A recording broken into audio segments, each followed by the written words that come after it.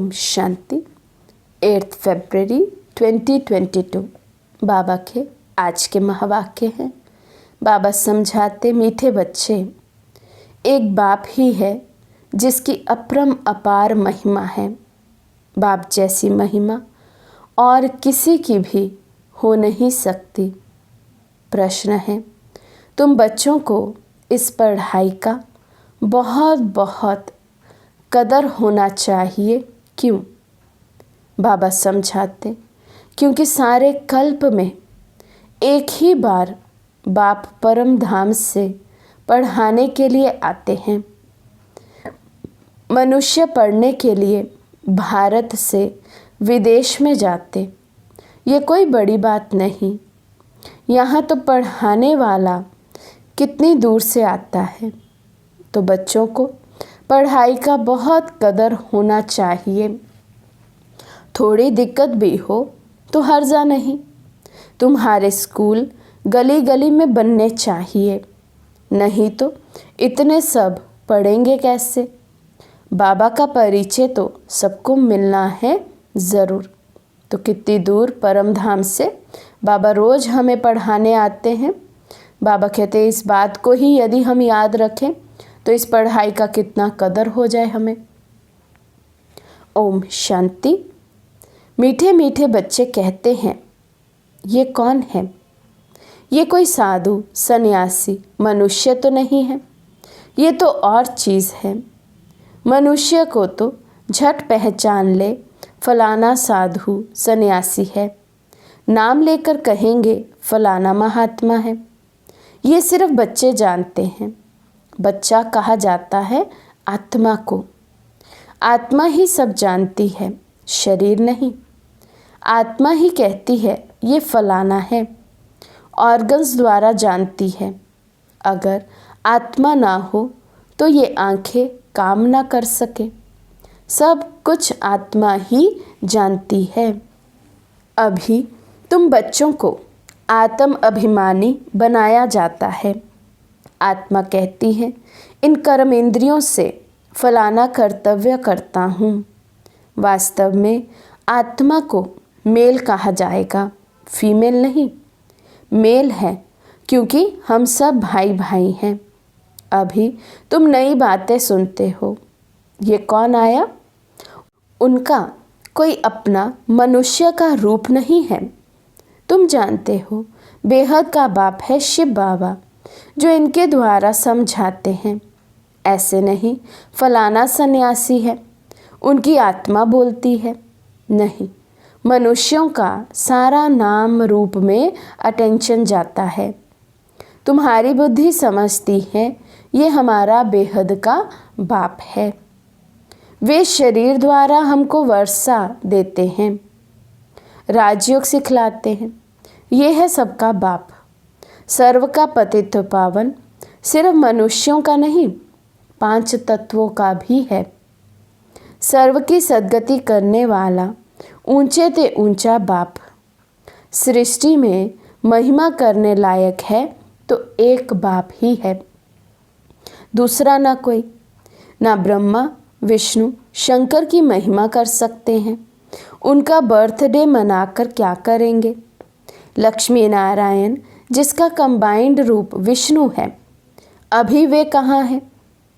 लक्ष्मी नारायण पुनर्जन्म लेते लेते अभी अंतिम जन्म में हैं। फिर शिव बाबा लायक बना रहे हैं। सर्व का सद्गति दाता वे एक ही है, महिमा भी एक की ही है। उस पतित पावन बिगर देखो सृष्टि का क्या हाल हो गया है। कृष्ण के भक्तों से पूछो राधे कृष्ण कहाँ हैं, तो कहेंगे सर्वव्यापी है। राधे के पुजारी कहेंगे राधे ही राधे है। हनुमान के पुजारी कहेंगे जिधर देखो हनुमान ही हनुमान। परंतु नहीं, बाप अपनी महिमा तो नहीं करेंगे, अपने पाठ से सिद्ध करते हैं। और कोई की महिमा गाई नहीं जा सकती। बाबा कहते, मैं आकर अपनी महिमा नहीं करता हूँ, बल्कि ऐसा एक्ट करता हूँ, ऐसा पाठ बजाता हूँ, उस पाठ से ही सिद्ध हो जाता है कि जो कार्य, जो पाठ बाबा बजा सकते हैं वो कोई मनुष्य आत्मा नहीं बजा सकती। इसलिए किसी भी मनुष्य आत्मा की महिमा नहीं कर सकते हैं। अपने पाठ से सिद्ध करते हैं और कोई की महिमा गाई नहीं जा सकती। लक्ष्मी नारायण ही राजाई करते हैं। छोटेपन में राधे कृष्ण हैं, वे तो है प्रारब्ध, तो उनकी महिमा क्या करेंगे। ब्रह्मा की भी महिमा नहीं, विष्णु की भी कोई महिमा नहीं, महिमा तो एक की ही है, उनको ही पतित पावन कहा जाता है। अभी तुम बच्चे जानते हो विष्णु को स्वदर्शन चक्र सूक्ष्म वतन में क्यों दिखाते हैं। मनुष्यों को तो जास्ती भुजा होती नहीं, सूक्ष्म वतन में भी 4 भुजा दिखाई है, प्रवृत्ति मार्ग को सिद्ध करने के लिए। बाप कहते हैं मीठे बच्चे, अब तुम जान गए हो 84 जन्म हम कैसे लेते हैं। तुम्हारा गृहस्थ व्यवहार पवित्र था। मंदिरों में जाकर गाते हैं ना सर्वगुण संपन्न, तुम माता पिता हम बालक तेरे। अब ये महिमा फिर रॉन्ग हो जाती है। ये महिमा है सिर्फ एक की, देवताओं की नहीं है। जो कुछ महिमा है सो एक की, वे है परम पिता, परमात्मा, परम बाप, परम टीचर, परम सतगुरु, अकाल कहते हैं ना, उनको याद करते हैं। वही अकाल मूरत है। शिव बाबा को बैल पर दिखाते हैं, वे फिर अकाल तख्त दिखाते हैं। अब ये तो कोई को पता नहीं है शिव बाबा क्या है। मंदिर में जो रखते हैं वे उनका अंश है। वे तो है ज्ञान सागर पतित पावन, उनको तो मनुष्य का तन चाहिए ना। तुम बच्चे जानते हो कि उनका तख्त ये ब्रह्मा ही है। धर्म स्थापकों की क्या महिमा है। वे तो सिर्फ आकर धर्म स्थापन करते हैं, वे कोई जीवन मुक्ति नहीं देते। मनुष्य कहते हैं मोक्ष मिले, फिर आए ही नहीं। वे धर्म स्थापक तो अपने धर्म वालों को नीचे ले आने के निमित्त बनते हैं। उनको तो आकर अपना धर्म स्थापन करना है, ड्रामा का पाठ है। जो भी आते हैं उनको पुनर्जन्म लेना ही है। ये तो स्थापना बाप करते हैं, वे सबका पतित पावन है और कोई पावन नहीं बनाते हैं। वे तो आते हैं अपना अपना पाठ बजाने। सतो रजो तमो में आना ही है। उन्होंने धर्म स्थापन किया, बस। जो शिक्षा दी फिर उसके शास्त्र बने। जो धर्म स्थापन करते हैं उनको फिर पालना ज़रूर करनी है, वापस कोई जाता नहीं। तो भल शरीर बदली करते हैं, लेकिन बाबा कहते भले कोई धर्म स्थापक आत्मा ही क्यों ना हो, वो भी वापस घर नहीं जा सकती, परम धाम नहीं जाती है, यही शरीर बदली करती है। सभी इस समय भिन्न भिन्न नाम रूप में यहाँ पतित दुनिया में हैं। पहले नंबर में लक्ष्मी नारायण देखो, वे भी अब यहाँ हैं। प्रजापिता ब्रह्मा द्वारा ब्राह्मण रचते हैं, फिर ये जाकर राधे कृष्ण बनेंगे। जब तक शिव बाबा ना आए तब तक कोई पावन बन ना सके। बलिहारी उस एक की है, उनकी ही महिमा है। कहते भी हैं शिवाय नमः, तुम मात पिता हम बालक तेरे। ये सब याद करते हैं। सबसे जास्ती महिमा उस बाप की ही है। पुकारते भी हैं ओ गॉड फादर, बाप को ही पुकारते हैं। ये नाटक बना हुआ है। जब सृष्टि पुरानी होती है तब बाप आते हैं। मूल वतन, सूक्ष्म वतन, स्थूल वतन, तीनों लोकों का ज्ञान देते हैं। ज्ञान एक ही बार मिलता है, उनको ज्ञान का सागर कहा जाता है। बाकी ये सूर्य चांद आदि तो बेहद मांडवे की रोशनी देने वाली बत्तियां हैं। वे रात वे दिन, ये मांडवे की बत्तियां हैं। ऐसे नहीं कि सूर्य देवता नमः कहेंगे, नहीं, देवताएं तो ब्रह्मा विष्णु शंकर है। कोई मूल वतन में आत्माएं यहाँ आती हैं तो सीधा गर्भ में जाती हैं, सूक्ष्म वतन में नहीं जाती। सीधा सतयुग में आएंगी गर्भ महल में। वहाँ तो कोई पाप कर्म होते नहीं। यहाँ पाप करते हैं तब त्राही त्राही करते हैं। धर्मराज हमें बाहर निकालो, फिर हम पाप नहीं करेंगे। बाहर निकलने से फिर पाप करने लग पड़ते हैं। वहाँ की वहाँ रही, ये भी ड्रामा में है। भारत का सबसे बड़ा दुश्मन रावण ही है। द्वापर से रावण राज्य शुरू होता है। द्वापर में ही देवी देवताएं वाम मार्ग में जाते हैं। उन्हों का फिर मंदिर है। पुरी में देखो कैसा मंदिर बना हुआ है। अंदर जगन्नाथ की मूर्ति है और बाहर में देवताओं के बड़े गंदे चित्र हैं। ऐसे ऐसे चित्र मंदिर में नहीं होने चाहिए। तुम तो अभी श्रीमत पर श्रेष्ठ बनने का पुरुषार्थ कर रहे हो। सतयुग आदि में लक्ष्मी नारायण श्रेष्ठ है ना, उन्होंने ये श्रेष्ठ पद कैसे पाया? अब तुम फिर से पढ़ रहे हो। बाप कहते हैं मैं कल्प कल्प कल्प के संगम युगे फिर से आता हूँ, आता ही रहूँगा। हर कल्प की बाबा कहते ये नोंद है, हर कल्प मैं संगम युग पर आता हूँ और संगम युग पर ही आता रहूँगा। फिर भी तुम बच्चों को राजयोग सिखलाऊंगा। फिर सतो रजो तमो में आना है। तुमको 84 जन्म भोगना पड़ता है। जो पहले पहले आते हैं सब नहीं भोगते। 84 लाख तो है नहीं। मनुष्यों को जो कुछ कोई ने कहा वे सत्य सत्य कहते रहते हैं। अगर 84 लाख जन्म हो तो कल्प की आयु बड़ी हो जाए। बाप कहते हैं 84 जन्म हैं सो भी देवी देवताओं के। अच्छा, फिर इस्लामी बौद्धी क्रिश्चियन आदि कितने जन्म लेते होंगे? हिसाब है ना, आते तो बहुत हैं, टाल टालियाँ हैं। तुम सारे सृष्टि के आदि मध्य अंत को जानते हो। भारत ही पहले नंबर विश्व का मालिक था और कोई धर्म था ही नहीं। अभी उस देवी देवता धर्म की टांग है नहीं, उनका शास्त्र भी नहीं है। ये गीता आदि शास्त्र फिर बनेंगे। ऐसे नहीं, तुम जो सच्ची गीता बनाते हो वे होगी, निकलेगी फिर भी वही गीता। भक्ति मार्ग के लिए तो सब चाहिए ना। तो बाबा कहते हैं जो भक्ति मार्ग में अभी निकली गीता फिर वही कल्प बाद सेम निकलेगी। ब्रह्मा द्वारा समझाते हैं बच्चों को। अब बरोबर ब्रह्मा द्वारा भगवान की प्राप्ति होती है। बाबा कहते हैं ये सब है भक्ति मार्ग। मेरी प्राप्ति तब होती है जब मैं यहाँ आता हूँ भारत में। भारत ही अविनाशी खंड है। भारत ही कितना साहूकार था। सोमनाथ का मंदिर कितना बड़ा है, सब लूट ले गए। बिरला के पास बहुत पैसे हैं तो कितने बड़े मंदिर बनाए हैं।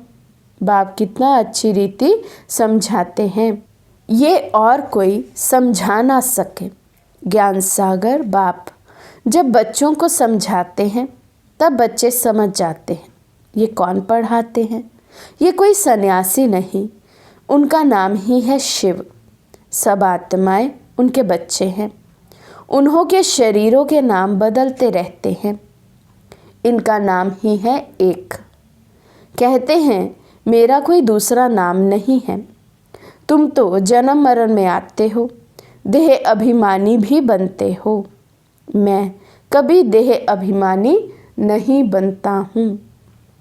बाप है ही फॉरएवर देही अभिमानी, क्योंकि पुनर्जन्म में नहीं आते।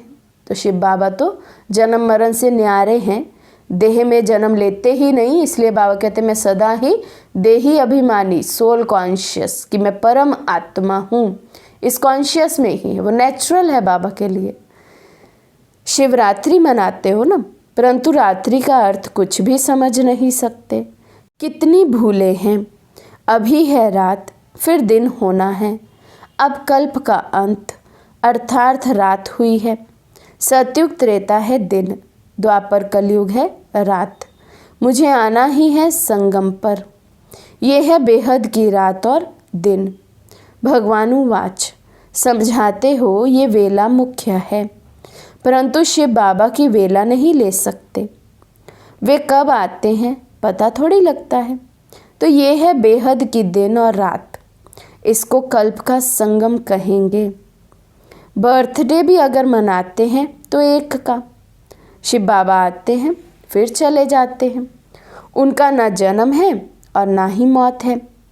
कहेंगे बाबा चला गया, ये खेल है। बाप बैठ समझाते हैं, गाते भी हैं, रास्ते चलते ब्राह्मण फंस गया। इस बाबा को थोड़ी पता था, अचानक प्रवेशता हो गई।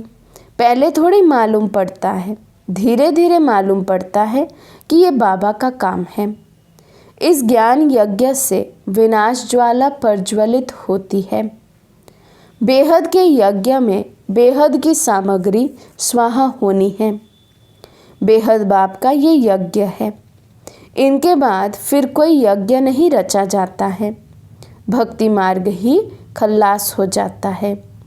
ये नॉलेज बुद्धि में रखनी चाहिए। पढ़ाई पढ़ने के लिए आना पड़े, थोड़ी दिक्कत होती है। मनुष्य पढ़ने के लिए भारत से लंदन अमेरिका भी जाते हैं। ये तो क्या है, बाप कहते हैं मैं कल्प कल्प कल्प के संगम युगे युगे परम धाम से पढ़ाने के लिए आता हूँ। तो बच्चों को कितना कदर होना चाहिए। आगे चलकर तुम्हारे स्कूल गली गली में बनेंगे, नहीं तो सब पढ़ेंगे कैसे। बाबा का परिचय सबको मिलना चाहिए, बाप को ज़रूर जानेंगे। अच्छा, मीठे मीठे सिखी लदे बच्चों प्रति माता पिता बाप दादा का याद प्यार और गुड मॉर्निंग। रूहानी बाप की रूहानी बच्चों को नमस्ते। हम रूहानी बच्चों की रूहानी बाप दादा को दिल व जान सिख व प्रेम से नमस्ते नमस्ते नमस्ते जी। धारणा के लिए मुख्य सार। फर्स्ट पॉइंट, श्रीमत पर सदा श्रेष्ठ बनने का पुरुषार्थ करना है। पढ़ाई के लिए बहाना नहीं देना है, पढ़ाई पढ़नी ज़रूर है। सेकंड पॉइंट, जैसे आदि में पवित्र ग्रस्त आश्रम था, ऐसे अभी अपना पवित्र ग्रस्त आश्रम बनाना है। बलिहारी एक बाप की है, उसका ही गुणगान करना है। आज का वरदान है, हर खजाने को स्वप्रति और सर्वप्रति कार्य में लगाने वाले अनुभवी मूर्त भव। हर खजाने को स्वप्रति और सर्वप्रति कार्य में लगाने वाले अनुभवी मूर्त भव। समाने की शक्ति को धारण कर सर्व खजानों से संपन्न बन, उन्हें स्व के कार्य में अथवा अन्य की सेवा के कार्य में यूज़ करो। खजानों को यूज़ करने से अनुभवी मूर्त बनते जाएंगे। सुनना, समाना और समय पर कार्य में लगाना, इसी विधि से अनुभव की अथॉरिटी बन सकते हो। जैसे सुनना अच्छा लगता है, पॉइंट बड़ी अच्छी शक्तिशाली है, ऐसे उसे यूज़ करके शक्तिशाली विजयी बन जाओ, तब कहेंगे अनुभवी मूर्त। स्लोगन है, गुणवान उसे कहा जाता है जो गलानी करने वालों को भी गुणमाला पहनाता चले। गुणवान उसे कहा जाता है जो गलानी करने वालों को भी गुणमाला पहनाता चले। अच्छा, ओम शांति।